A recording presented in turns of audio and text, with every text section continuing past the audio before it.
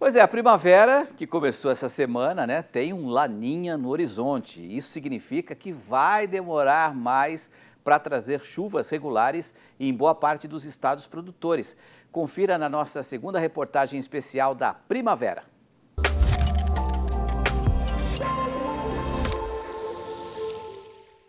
Tchau, inverno, bem-vinda primavera. No último período úmido, durante a safra 23-24, o El Niño foi o fenômeno protagonista e provocou muita irregularidade na chuva durante o plantio, além de trazer volumes históricos no Rio Grande do Sul na hora da finalização da colheita. O inverno transcorreu sob condições de neutralidade climática e foi marcado por grande variação das temperaturas, do frio extremo ao calor escaldante. Agora o cenário é outro. Temos um novo laninha no horizonte.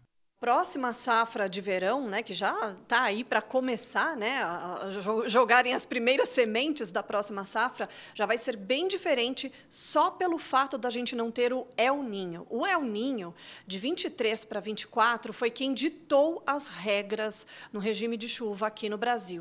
E agora, o que a gente espera para essa próxima safra de verão? A gente espera a formação de um laninha. De acordo com o último relatório do NOAA, o laninha ele ainda está para se formar. Ele deve se formar no decorrer dos próximos meses. E o mesmo relatório também aponta para um laninha de fraca intensidade. E ele vai ter a sua maior configuração no fim do ano, no último trimestre, principalmente. E aí, quando é que nós vamos sentir os efeitos do novo fenômeno? Só no início de 2025, tá? Então, a gente tem aí alguns alertas para o início do próximo ano. Até lá, as expectativas são boas. Só pelo fato da gente não ter o El Niño, não tem o risco da irregularidade.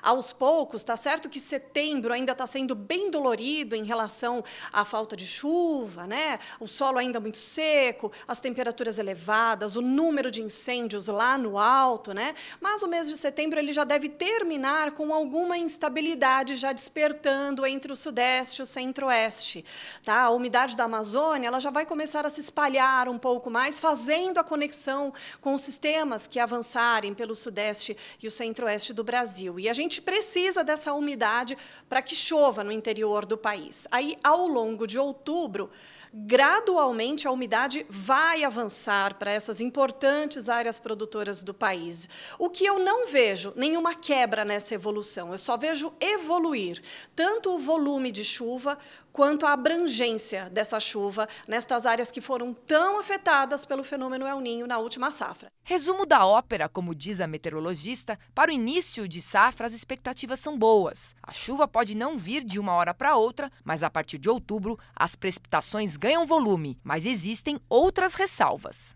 Tendo um laninha, e os modelos até já apontam para isso, existe o risco, que a gente não pode deixar de mencionar, de invernada, o que pode atrapalhar, pode prejudicar o momento de colheita, logística, né? Então, atenção só com o início de 2025, porque com a presença do fenômeno laninha, a gente tem esse risco aí para alguns eventos de invernada no centro do país. Se nem um dia é igual ao outro, que dirá o fenômeno laninha. E este que está previsto para o fim de 2024 não tem nada a ver com o que atingiu as últimas 3 safras de 20 a 23.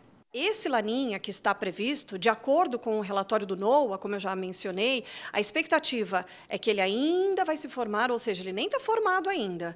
Ele também vai ser fraco e, como a gente fala, de tiro curto. Ele, por enquanto, não tem uma grande duração, tá? Então, ele começa a se formar, ele fica mais bem configurado, ele se consolida, especialmente no último trimestre, pode durar até o final do primeiro trimestre de 2025 e depois, aos pouquinhos, ele começa a perder intensidade. Uma das dificuldades desse laninha se formar é que as águas de grande parte do planeta estão muito aquecidas e estão inibindo o fenômeno, fato que está ligado ao aquecimento global. Não dá para a gente comparar o laninha de agora com o laninha de anos atrás, né? A gente tem um outro cenário de forma global. Os oceanos, de uma forma geral, estão mais quentes do que o normal. Então, isso acaba, de certa forma, interferindo na evolução de algum fenômeno, como, no caso, o fenômeno laninha.